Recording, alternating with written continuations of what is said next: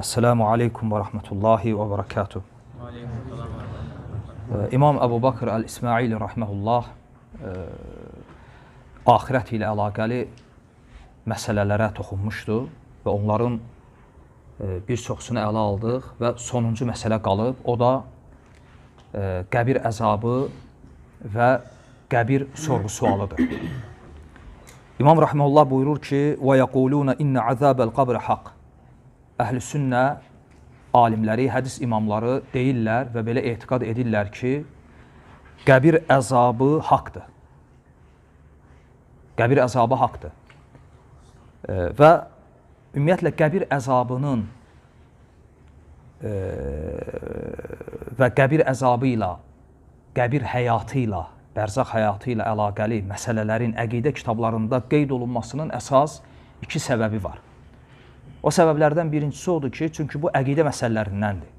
Yəni, alimlər axirət ilə əlaqəli məsələləri qeyd edəndə, o məsələlərdən biri kimi bunu da qeyd edirlər. O səbəblərdən birisidir. Və ikinci səbəb nədir? Nə üçün bu məsələni əqidə mətinlərində qeyd edirlər? Çünki Cəhmiyyə kimi, Mu'təzilə kimi bidət əhli, zəlalət əhli bu məsələdə əhl-i-sünnəyə müxalif olublar. İnkar etdiklərinə görə, ona görə məcbur olublar bu məsələni əqidə kitablarında qeyd etsinlər. Və İmam Rahiməllah buyurur ki, İnnə əzəbəl qabri haqq. Həqiqətən qəbir əzabı haqdır. Həqiqətən qəbir əzabı haqdır. Fikir verdinizsə, İmam Rahiməllah demədi ki, bərzaq həyatı. Dedi ki, qəbir əzabı. Amma ola bilsin insan ölsün, lakin bastırılmasın. Yəni, onun qəbri olmasın. Bəs nə üçün deyilir ki, qəbir həyatı? Minbəbi təqlib. Minbəbi təqlib nədir? Yəni, əksər insanlar adətən ölən insan bastırıldığına görə, dəfn edildiyinə görə, adətən ölən insanın qəbri olduğuna görə deyilib ki, qəbir həyatı. Buna görə deyilib. Yoxsa qəbir əzabının və ya qəbir nemətinin, qəbir həyatının olması üçün qəbirin olması şərt deyil. Bu minbəbi təqlibdir. Adətən insanlar dəfn edildiyinə görə belə deyilib. Bir termin olaraq. Ona görə bir növ alimlər elə bil qəbirlə bərzaxa ayırırlar. Qəbirlə bərzaxa ayrılırlar. Qəbir məlum, yəni bildiyimiz insanın dəfn edildiyi yerdir, amma bərzaq nədir? Bərzaq həmin o qəbir həyatının adıdır. Və bərzaq sözünün mənası bir növ sədd deməkdir. Çünki qəbir həyatı dünya həyatı ilə axirət həyatı arasında nədir? Bir sədddir və ya bir keçiddir, bir körpü rolunu oynadığına görə deyilib ki, əl-həyatul Barzaxiyyə, bərzaq həyatı.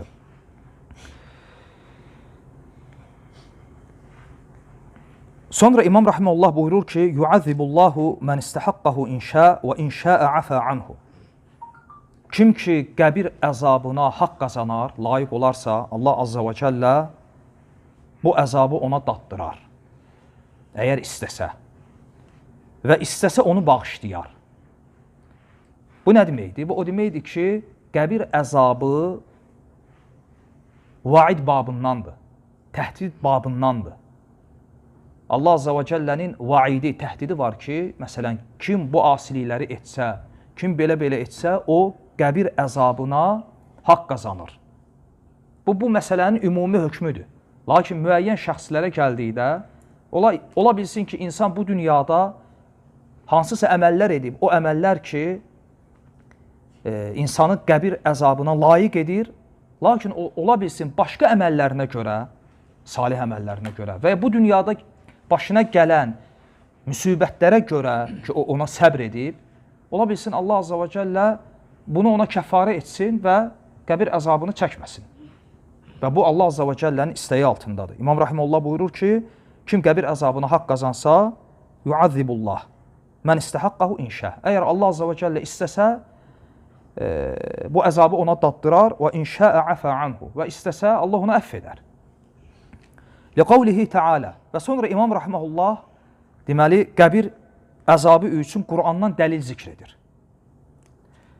Və İmam Rahiməhullah Qurandan 2 dənə dəlil qeyd edəcək. Və o dəlillərdən biri demək olar ki, qəti dəlildir. Biri isə zənni dəlildir, möhtəməldir. İndi sual buradadır ki, necə ola bilir ki, bir dəlil Qurandandır, amma o qəti olmaya bilir. Yəni, məsələn, biz deyəndə ki, məsələn, sən filan məsələdə dəlil zikr et. Ola bilsin bir hədis zikr etsin, hədis zəif olsun. Düzdürmü?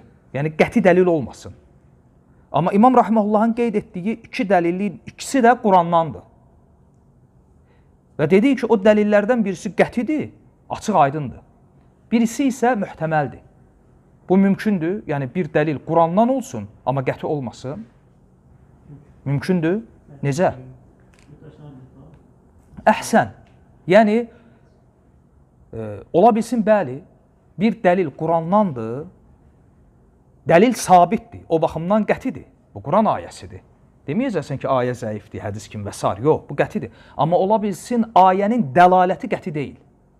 Yəni, o ayə ki, hansı məsələyə dəlalət edir, onun dəlaləti açıq aydın deyil. Ona qalsa, bütün bidət əhli Qurandan dəlil gətirir də. İndi deyək ki, kim Qurandan dəlil gətirdisə, deməli, dəlili qətidir. Yox, aydındır. Və bu cür. Və bu məsələ də çox önəmlidir. İmam Rahiməhullahın bu məsələyə Qurandan dəlil gətirməsi. Çünki müasir dönəmdə qəbir əzabını inkar edənlərdən birisi də kimlərdir? Qur'anilər. Hansı ki, onlar özlərinə Qur'ani deyirlər, Qur'ana tabi olduqlarını iddia edirlər, Peyğəmbər sallallahu aleyhi və səlləmin sünnətini inkar edirlər, düzdür, lakin qəbir əzabını inkar edirlər. Və çox maraqlıdır, həm Azərbaycanda, həm də ərəb dünyasında qəbir əzabı məsələsində Qur'anilər 2 hissəyə bölünür. Bəzi Qur'anilər, o klassik, onlar necə ki, başqa məsələləri, hovuz, mizan, sırat, bunları inkar etdikləri kimi qəbir əzabını da inkar edirlər. Amma bəzi Qur'anilər görüblər ki, Qur'anda qəbir əzabına dəlalət edən, axı bu Qur'anidir axı, hədisi inkar etsə də, İçlərində bəziləri var, iddialarında dırnaq arası sadiqdirlər, bəziləri. Onlar deyirlər, yox, Qur'anda elə ayələr var, özləri etiraf edirlər. O ayələr açıq aydın qəbir əzabının və ya qəbir neymətinin olduğuna dəlalət edir. Və bu cür ayələr səbəb olub ki, müasir Qur'anilər bu məsələdə ixtilaf etsinlər. Və o ayələrdən birini elə İmam Rahiməhullah zikr edir. O qəti dediyimiz dəlil. Hansı ayədir? Deməli, Qafir surəsi 46-cı ayə. Ayədə Allah Azza və Cəllə buyurur ki, Ən-nəru yu'raduna aleyhə quduvvə və aşiyyə. Od, yəni cəhənnəm odu onlara, yəni kimlərə? Fir'on və Fir'on əhlinə gecə-gündüz ərz edilər. Yəni, ayəni buracan oxusaq, zahirən ilk baxışda ağla gələn nədir bu əzabdan? Cəhənnəm əzabı. Ağla gələn budur. Yəni, cəhənnəmdə Fir'on ailəsinə gecə-gündüz əzab verirlər. İndi ayəyə fikir verin. وَيَوْمَ تَقُومُ السَّاعَةُ أَدْخِلُوا آلَ فِرْعَوْنَ أَشَدَّ الْعَذَابِ. Və qiyamət qopduqda isə deyilər ki, Fir'on ailəsini daha şiddətli əzaba atın. Və bu ayə açıq aydın göstərir ki, onlara gecə-gündüz edilən əzab, onların gecə-gündüz oda ərz edilməsi qiyamət günündən qabaq o cəhənnəm əzabından ayrı bir əzabdır. Və birdən biri deyə bilər ki, bəlkə bu dünyaya aiddir. Yox. Fir'on və onun əhli bu dünyada hər hansısa bir əzaba məruz qalmayıb. Ölüblər, suya qərq olublar və belə də gediblər. Bu ayə açıq aydın dəlildir ki, qəbir əzabının haqq olduğunu açıq aydın dəlildir. Məsələn, Qur'anilərin bu məsələdə ixtilafa düşmələrindən səbəbi elə birinci bu ayədir. Onlardan bəzi dırnaq arası ağıllar bu ayə əsasən deyiblər ki, mümkün deyil ki, qəbir əzabını inkar edək. Çünki ayə açıq aydındır. Və sonra İmam Rahiməhullah ikinci ayəni zikr edir. Buyurur ki, وَقَالْ عَزَّ وَجَلَّ وَمَنْ أَعْرَضَ عَنْ ذِكْرِ فَإِنَّ لَهُ مَعِيشَةً ضَنْكَ Taha surası 124. ayə. Yani قبل فناء الدنيا لقوله تعالى بعد ذلك ونحشره يوم القيامة أعمى. İkinci ayə Taha surası 124-cü ayədir. Allah Azza və Cəllə buyurur ki, kim mənim zikrimdən üz çevirsə, kim mənim zikrimdən, yəni mənim dinimdən, mənə ibadətdən üz çevirsə, onun üçün sıxıcı bir həyat var. Sıxıcı bir həyat. İmam Rahiməhullah bu ayəni dəlil gətirir qəbir əzabına ki, bu ayədə zikr edilən sıxıcı həyat qəbir əzabıdır. Və bu əzab, bu sıxıcı həyat, qiyamət günü baş verəcək sıxıntı deyil.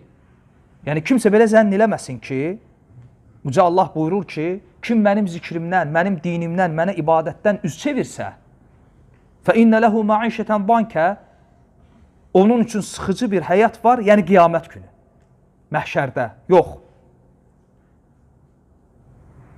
İmam Rahiməhullah deyir ki, bu məhşərdən, qiyamət günündən qabaqki sıxıcı bir həyatdır, yəni qəbirdə. Dəlil nəyi zikr edir? Deyir ki, çünki bundan sonra Uca Allah buyurur ki, وَنَحْشُرُهُ يَوْمَ الْقِيَامَةَ أَعْمَى Və qiyamət günü onu kör həşr edərik. Kör. Ayənin davamını göstərir ki, məişətən bankə, sıxıcı həyat o məhşərdən qabaqki sıxıcı həyatdır ki, bu da qəbir əzabına, qəbir sıxıntısına dəlalət edir. Aydındır? Birdən biri deyə bilər ki, yaxşı, bəs bu ayənin mənası belə ola bilməzmi ki, kim mənim zikrimdən üz çevirsə, onu sıxıcı bir həyat gözləyir, yəni bu dünyada. İmam Rahiməhullah buyurur ki, sözünün davamında, buyurur ki, وَفِي مُعَايَنَتِنَا الْيَهُودَ وَالنَّصَارَ وَالْمُشْرِكِينَ فِي الْعَيْشِ الرَّغْدِ وَالرَّفَاهَةِ فِي الْمَعِيشَةِ مَا يُعْلَمْ بِهِ أَنَّهُ لَمْ يُرِدْ بِهِ طِيقَ الرِّزْقِ في الحياة الدنيا لوجود المشركين في سعة من أرزاقهم وإنما أراد به بعد الموت قبل الحشر.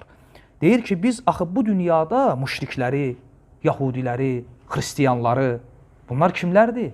Allahın zikrindən üz çevirənlər deyil. Axı biz onları görürük ki, onlar deyir, yaxşı yaşayırlar, firavanlıq içərisində, heç bir sıxıntıları yoxdur zahirən. Və bununla biz anlayırıq ki, bu ayədə keçən məişətən bankə bu dünyada olan o sıxıcı həyat deyil. Hansı ki, ruzi qıtlığı, mal, mülk qıtlığı, bu deyil yəni. Aydındır? Aydın oldu məsələ. Bununla deyir, biz bunu anlayırıq ki, yox, ayədə qeyd edilən, fikir verin, İmam Rahiməhullah necə gətirdi? Yəni, iki ehtimal var. Kim mənim zikrimdən üz çevirsə, onun sıxıcı həyat gözləyir, iki ehtimal var. Sıxıcı həyat gözləyir, yəni bu dünyada. İmam Rahiməhullah deyir ki, bu buna görə mümkün deyil. Çünki biz Allahın zikrindən üz çevirənləri görürük ki, onların sıxıcı həyat içində deyirlər. Deməli, bu ehtimal nədir? Aradan qalxdı. İkinci ehtimal nədir? Yox, bu ola bilsin qiyamət günü. O da deyir, mümkün deyil. Çünki ayənin davamında Uca Allah buyurur ki, وَنَحْشُرُهُ يَوْمَ الْقِيَامَةَ أَعْمَى Bu cür sıxıcı həyat yaşayan adamı qiyamət günü kör həşr edərik. Deməli, bu qiyamət gününə də aid deyil.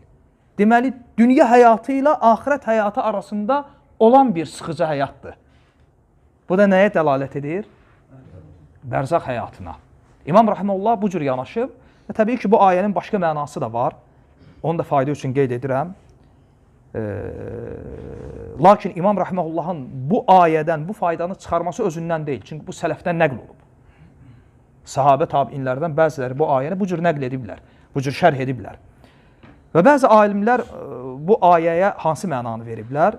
Deyiblər ki, وَمَنْ أَعْرَضَ عَنْ ذِكْرِ فَإِنَّ لَهُ مَعِيشَةً ضَنْكَ Kim mənim zikrimdən, dinimdən, mənə ibadətdən üz çevirsə, onu sıxıcı həyat gözləyir, yəni bu dünyada. Və onlar deyiblər ki, o kafirlərin, Allahın zikrindən üz çevirən müşriklərin, fasiqlərin, onlarda zahirən görünən o rəfah ki var, o həqiqi rəfah deyil. Çünki əsl rahatlıq bədəndə, mal, mülkdə, o mal, mülk bolluğunda olan rəfahlıqdır, yoxsa qəlbdə olan? Qəlbdə. Ələ bi zikrillah tatma'unnul qulub. Qəlblər Allahı zikr etməklə rahatlıq tapır. Onlar deyiblər ki, fərqi yoxdur. Kim Allah Azza və Cəllənin zikrindən üz çeviribsə, onlar elə bu dünyada da, bərzaqda da, axirətdə də həqiqi mənada əsl sıxıntıya layiq olanlar onlardır. Ola bilsin, maşını var, malı, mülkü var, milyonu var, amma qəlb rahat deyil. O həqiqi mənada sıxıcı həyat içindədir. Zahirən o görünməsə də, bu cür deyiblər, amma ayəni həm bu mənada anlamaq mümkündür. Mümkündür. Hansı qaydaya əsasən? Biz təfsir qaydalarında götürmüşdük. Əhsən. İzə ihtəmələl lafzu ma'aniyə iddə ləm yəmtəni iradətəl cəmi' fəyuhməl aleyhə. Əgər bir qayda idi ki, biz kəsdik onu 4-cü, 5-ci dərsdə, əgər ayədə gələn bir kəlmə və ayənin özü bir neçə mənaya dəlalət edərsə, necə ki bu ayə kimi, həm bu cür götürmək olur, həm bu cür. Və hər iki mənanı da götürmək mümkündürsə, fəyuhməl aleyhə, belə də edilməlidir. Yəni, burada əslində heç bir ziddiyyət yoxdur.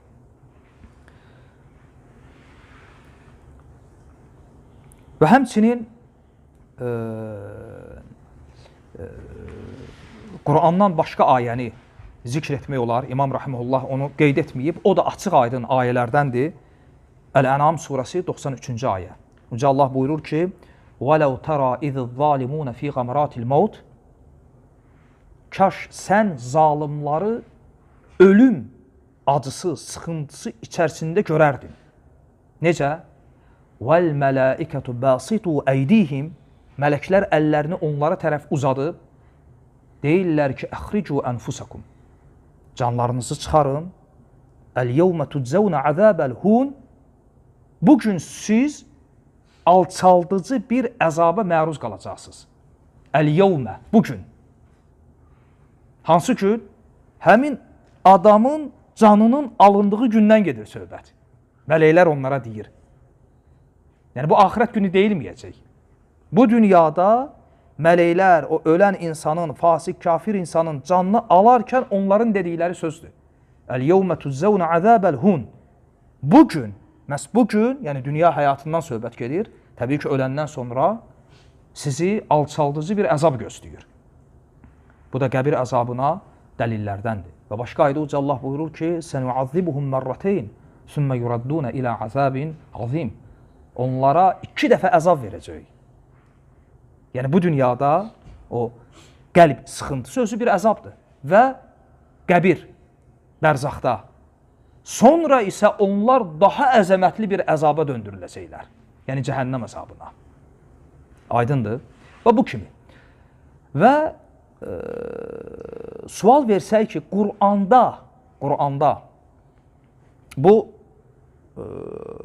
Quranda zikr olunan qəbir əzabına dəlalət edən dəlillərdən bəzilərdir.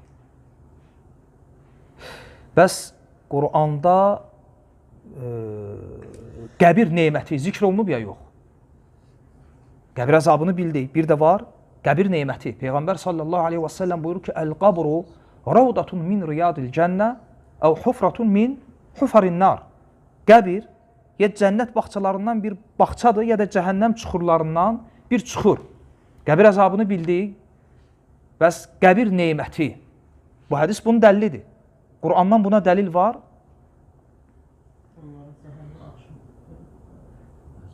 Məhşur ayədir.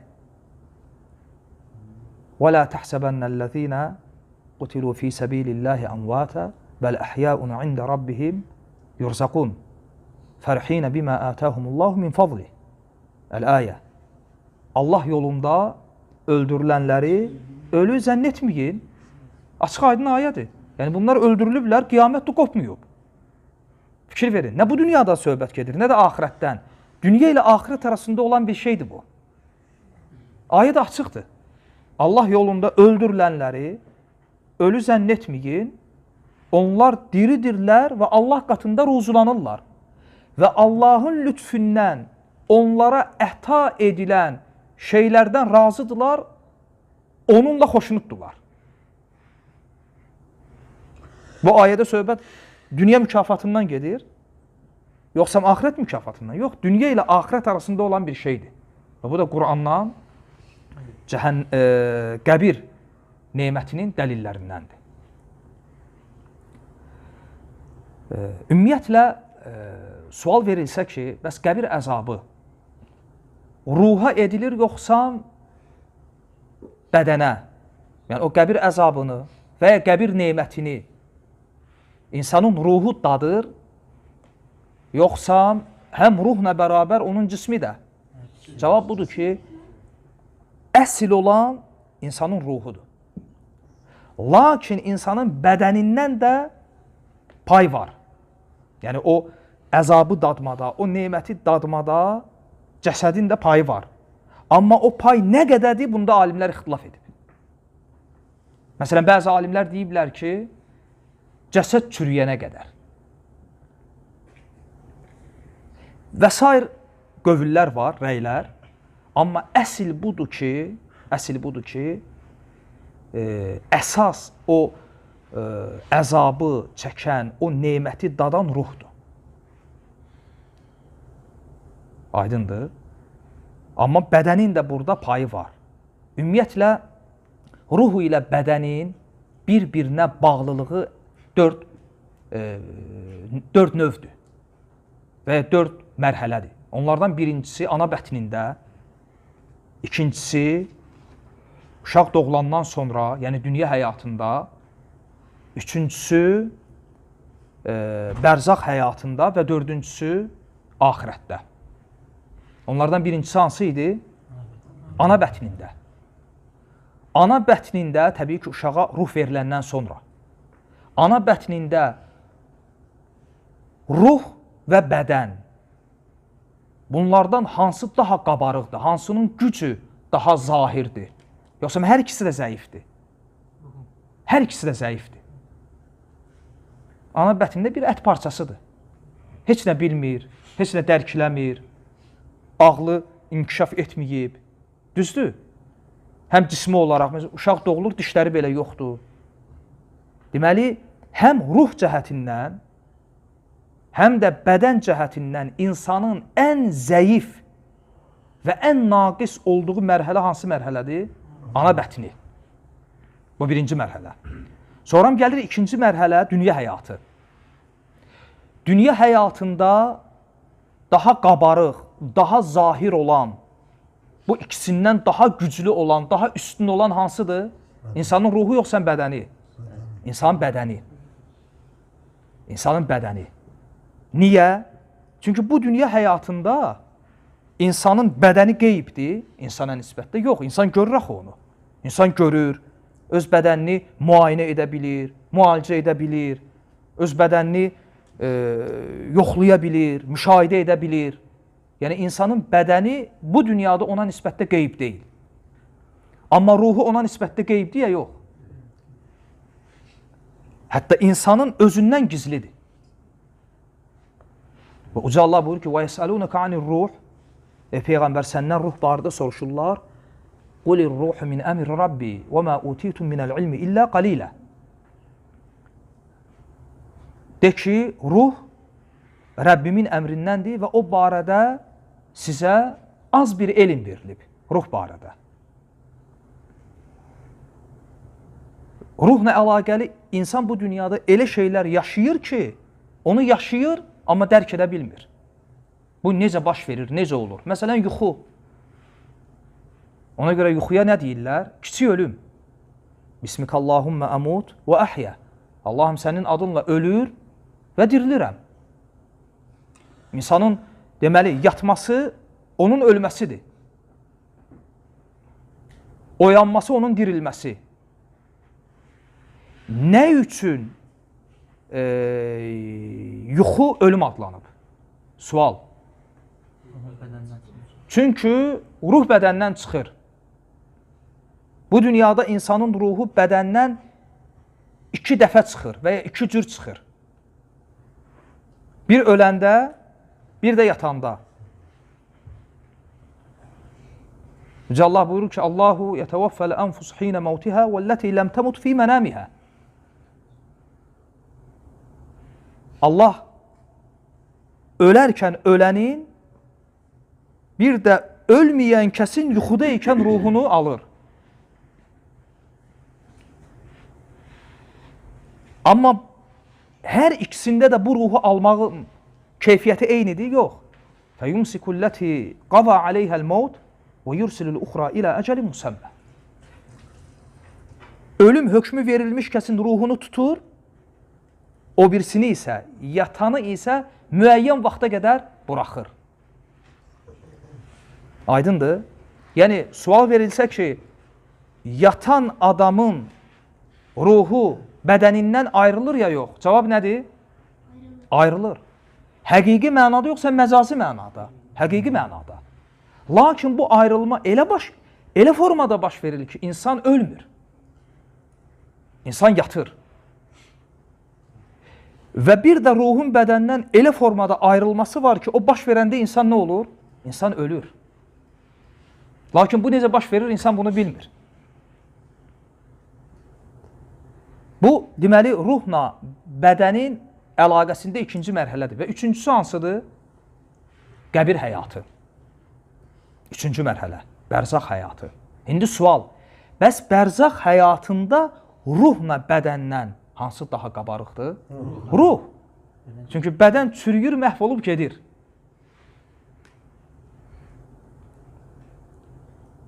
Aydındır. Ona görə məsələn bəzən suallar verirlər ki, məsələn bir insan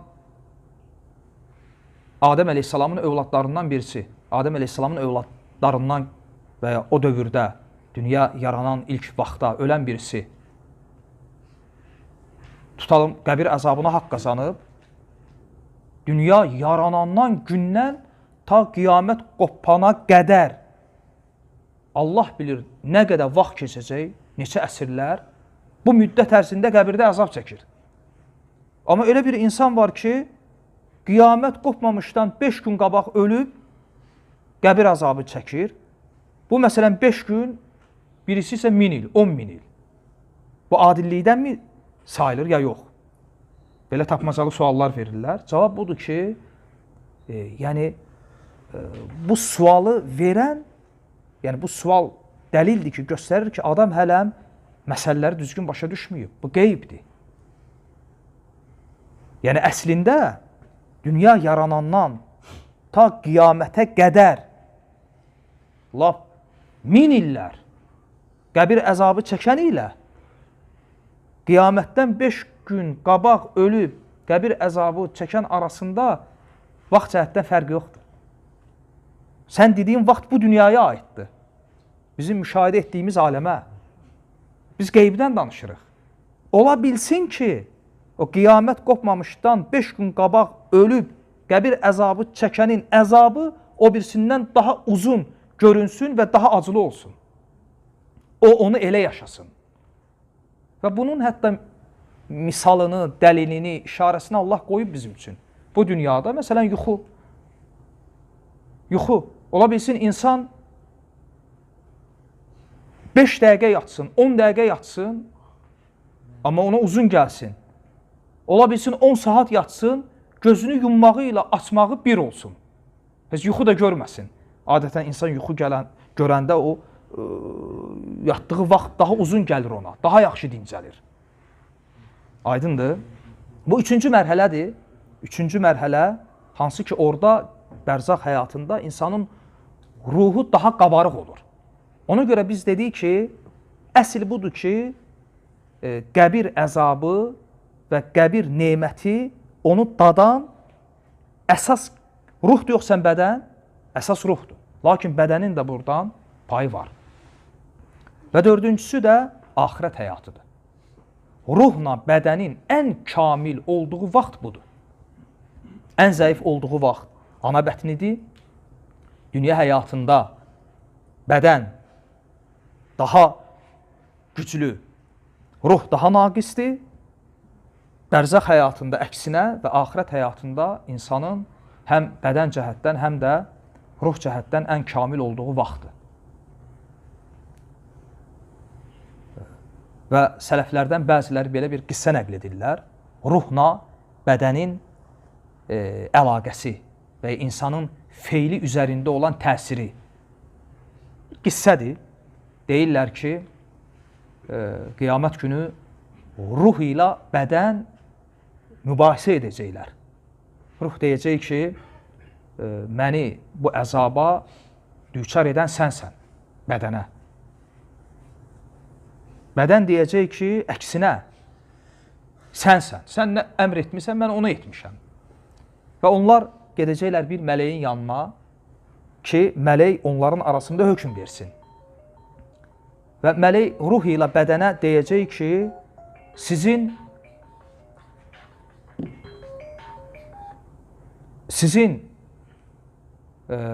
misalınız bir kör kişi ilə bir şikəst adamın misalına oxşayır. İki nəfərdir, birinin gözü görmür, birinin də ayağı işləmir, gəzə bilmir. Onlar ikisi gedir bağa,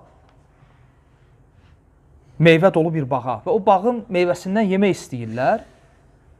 Şikəst görür, amma hərəkət edə bilmir. O birisi hərəkət edə bilir, amma görmür. Ona görə şikəst o köra deyir ki, sən məni qucağıma al, məni daşı, sən mənim yürüyən ayağım, mən də sənin görən gözün olaram. Və beləcə o bağın meyvəsindən yeyirlər. Və o əməldə hər ikisi də müştərəkdir ya yox? Müştərəkdir. Və mələk deyir ki, o ruhla bədənə, yəni sizin bir əməl üzərinizdə təsiriniz eyni ilə bu cür şikəst, yeriyə bilməyən adamla kör adamın bir əməl üzərində olan müştərək feyli kimidir. Və sonra İmam Əbu Bakr rahmehullah buyurur ki, وَيُؤْمِنُونَ بِمَسْأَلَةِ مُنْكَرٍ وَنَكِيرٍ عَلَى مَا ثَبَتَ بِهِ الْخَبَرْ عَنْ رَسُولِ اللّٰهِ sallallahu aleyhi və səlləm.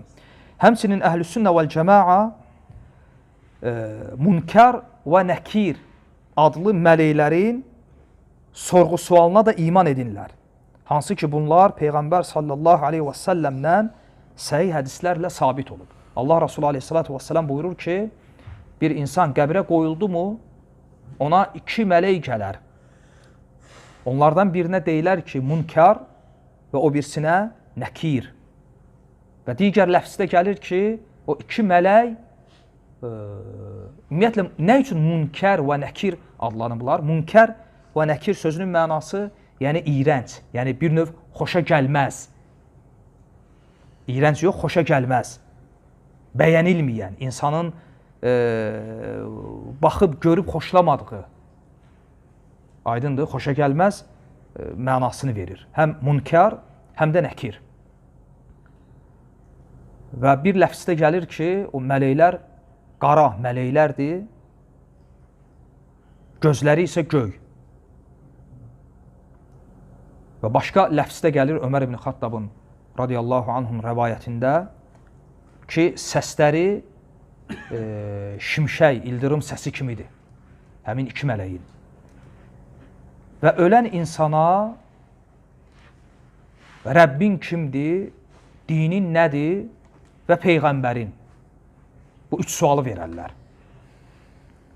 Belə baxanda bu üç sual sadə suallardır.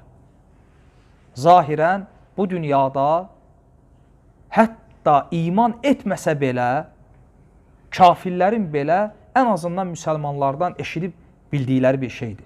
Lakin qəbirdə olacaq ki, bu dünyada müsəlmandır, fasiq olub, böyük günah sahibləri də ola bilsin, bu suallara cavab verə bilməsin. Və ona görə İmam Rahimehullah Uca Allahın bu ayəsini zikr edir. Buyurur ki, Allah Azze ve Celle Yuthabbitullahu allazina amanu bil qawli thabiti fil hayati dunya ve fil ahireh. Allah Azze ve Celle iman edenleri bu dünyada ve ahirette sabit söz ile onların qədəmlərini sabit saxlayacaq. Bil qawli thabit. وَمَا وَرَدَ تَفْسِيرُهُ عَنِ النَّبِيِّ sallallahu aleyhi ve sellem. Çünki bu ayənin təfsirində Peyğəmbər sallallahu aleyhi ve sellemdən bir çox sənədlə hədislər varid olub ki, burada əl-qavli thabit, yəni Allah Azza ve Celle bu dünyada və axirətdə ona iman edən mömin qulları, onları sabit kəlmə ilə, möhkəm bir kəlmə ilə onların qədəmlərini necə möhkəm tutacaq? Təfsirdə gəlir ki, burada məhz əl-qavli thabit, la ilahe illallah kəlməsidir. Muhammedur Rasulullah kəlməsidir. Və bu Allah Azza ve Celle'nin necə ki ayədə görsəndiyi kimi Allahın müvəffəqiyyəti ilə olacaq. Bəli, Allah Azza ve Celle qəbirdə, bərzaxda ona iman edən qullarını sabit saxlayacaq. Bu ayə onun dəllidir. Lakin ola bilsin ayəni oxuyanda bu bilinməsə də, bu ayənin təfsirlərinə baxanda bu açıq aydın görülür. Necə ki Peyğəmbər sallallahu aleyhi ve sellem buyurur ki, İnnəl muslimə izə suilə fil qabr, müsəlmana qəbrində sual verilər, fəşəhidə ən la iləhə illallah və ənə Muhammedən Rasulullah, və o da şəhadət edər ki, Allahdan başqa ibadəti layiq olan haqq məbud yoxdur. Muhammed sallallahu aleyhi ve sellem onun Rasuludur. Fəzəlikə qavlullahi teala yusabbitullahu allazina amanu bil qavli thabit. Və bu, Uca Allahın bu ayəsinin təfsiridir. Ki, Allah ona iman edən qullarını möhkəm bir kəlmə ilə sabit saxlayacaq. Həm bu dünyada, yəni bərzəx həyatında, çünki bərzəx həyatı olsa da, o yəni də bu dünyadadır. Və həmçinin də axirətdə, yəni qiyamət günü, hesab meydanında. Aydındır. Dua edirəm ki, Allah Azze ve Celle bizə eşitdi fayda götürən qullarından etsin. Doğrusunu Allah bilir. Və sallallahu ala Muhammed.